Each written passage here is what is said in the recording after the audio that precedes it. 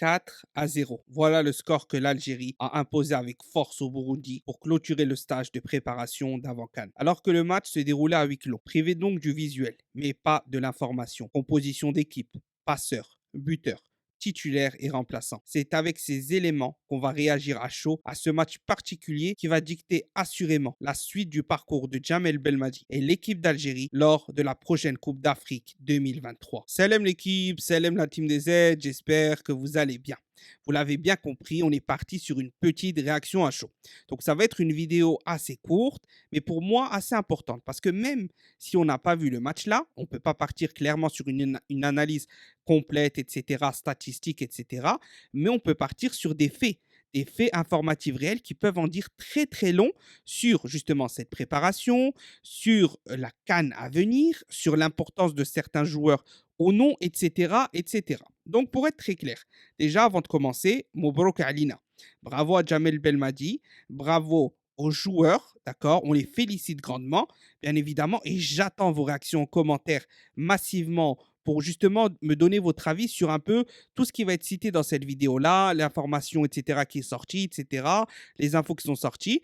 D'accord. Réagissez. N'hésitez pas, bien évidemment, à mettre un petit pouce bleu pour soutenir, participer en commentaire et partager la vidéo à un supporter algérien. Bon, on revient, on se reconcentre. D'accord. Donc, on n'a pas d'image. D'accord. Donc, on récapitule. Premièrement, la compo qui a été mise en place. 4-3-3, classique, schéma classique. Donc, Belmadi n'a pas retravaillé un autre schéma, n'a pas fait autre chose que du classique, mais il a très bien fait son classique. Et il a mis la composition que je vous avais annoncée hier dans la vidéo d'avant-match, que je vous invite à aller voir si vous n'avez pas vu. Je vais mettre le lien en haut à droite d'ici quelques secondes, parce qu'on parle justement de la préparation, de sa avant-match là face au Burundi. Et je vous avais mis une composition probable qui, selon moi, serait celle alignée. Et c'est un 10 sur 10. C'est exactement les joueurs là qui ont été alignés. Donc, si vous voulez savoir pourquoi ils ont été alignés, bah, allez voir justement cette vidéo parce que j'explique pourquoi. Certainement, ça va être cette compo-là probable et je peux vous dire qu'on a déjà des éléments de réponse clairs, nets et précis pour moi pour l'Angola et le Burkina. D'accord, les deux matchs les plus importants du premier tour, parce que si on les gagne les deux là, c'est clairement, on est premier à la fin de ce tour-là à quasi 100%. D'accord, donc bon, il a mis Mandrea, Atal, Mandi, Ben Sebaini, Ait Nouri. Donc déjà, on a un élément, une réponse claire. Ben Sebaini, Mandi seront la charnière centrale de la CAN. Belaïd, c'est à oublier maintenant, d'accord. Il ne sera pas là. Il sera peut-être intégré sur un troisième match petit à petit, mais on sait maintenant comment Belmadi va aller à la guerre. D'accord. Milieu de terrain. Ben Taleb, Benasser, Shaibi. Je le dis déjà depuis 6 mois, d'accord, quand les gens hésitent encore sur certains joueurs, etc. Je le disais, vous pouvez aller voir sur Twitter, c'est dit, si Benasser est en forme, ça sera ce milieu-là à 100%. Je l'avais dit déjà.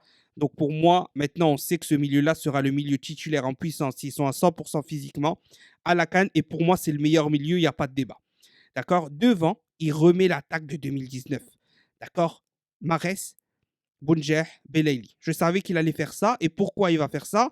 Bah, il y a des éléments de réponse, on va le voir, mais j'en parlerai plus dans une autre vidéo, d'accord. Mais quoi qu'il arrive, troisième minute de jeu, Bounedjah score. Troisième minute de jeu, Bounedjah score, passe décisive de Belaïli. Deuxième passe décisive de Belaïli pour Mahrez vers la 25e minute, quelque chose comme ça. D'accord, Mahrez score. Donc déjà, on finit la première mi-temps sur un 2-0. On s'arrête là. On s'arrête là, c'est important. L'attaque de 2019, ils ne sont pas là pour rigoler. D'accord. Mahrez, il veut réussir cette CAN. Alors oui, il y a beaucoup de signes inquiétants, mais il veut réussir cette CAN, ok. Sur ça, on est clair, net et précis. Bounedjah et Belaïli, ils ne reviennent pas pour rester sur le banc. C'est des mecs qui ont la dalle. C'est des mecs qui ont la dalle. On voit déjà que Belaïli s'est affûté. Aujourd'hui, 12 passeurs décisifs en 45 minutes. D'accord, la chose est claire. Troisième minute, il offre une passe D. Bounedjah, troisième minute, il score. D'accord, on ne sait pas comment, on ne sait pas quel contexte, mais on sait que ça allait très très vite et qu'ils ont carburé dès le début. Donc déjà, un très bon signe au niveau préparation physique parce que tu ne peux pas mettre un 3-0 à 16 h de l'après-midi au Togo, d'accord, si tu n'es pas affûté, prêt et que tu as la dalle. C'est quasi pas possible, surtout contre une équipe comme le Burundi qui joue bloc bas. D'accord. Donc là, on s'arrête à la première mi-temps. On n'a que ces éléments de réponse-là, mais c'est des éléments importants. Les anciens, les cadres, vont participer grandement à cette CAN. Les anciens, les cadres, vont participer grandement à cette CAN. C'est inévitable. Peu importe qu'ils soient remplaçants, titulaires selon les matchs, ils vont participer grandement à la victoire ou non de l'Algérie à cette CAN et du succès ou non de l'équipe d'Algérie à cette CAN. OK? Donc jusque-là, on est bon. D'accord? Maintenant, on va passer à la deuxième mi-temps. On récapitule juste quelque chose. Le Burundi, c'est un bloc bas. Le Burundi, c'est un bloc bas. D'accord? Comprenez bien, Belaïli, Bounedjah, Marez. Pression, pressing, technicité, mouvement. D'accord? Je pense que jusque-là, on est clair. D'accord? Ensuite, deuxième mi-temps. Deuxième mi-temps, il fait rentrer Slimani un peu après. Alors, je ne sais pas s'il fait rentrer dès le début, vers la 60e, plus vers la 70e. On n'a pas vraiment d'éléments de réponse. Mais quoi qu'il arrive, Slimani sorti de banc. Qu'est-ce qu'il fait Slimani? Il refait comme à l'Égypte. D'accord? Il marque. Sortie de banc, Slimani. Je l'avais déjà dit dans une autre vidéo. Slimani ne sera pas titulaire, je pense, contre l'Angola. Il va l'utiliser en sortie de banc. Si on n'arrive pas à marquer, ils vont essayer les longs ballons. Mais au début, l'Angola va jouer bloc bas, comme le Burundi. Donc, il a essayé de voir si cette première mi-temps-là, on pouvait déjà casser un bloc bas avec un Belaïli, Bounedjah et Marez. Et la réponse est oui. D'accord? Si ça marche, tant mieux. On libère les espaces et on peut scorer encore plus vite. Si ça ne marche pas, tu as Slimani pour jouer les airs.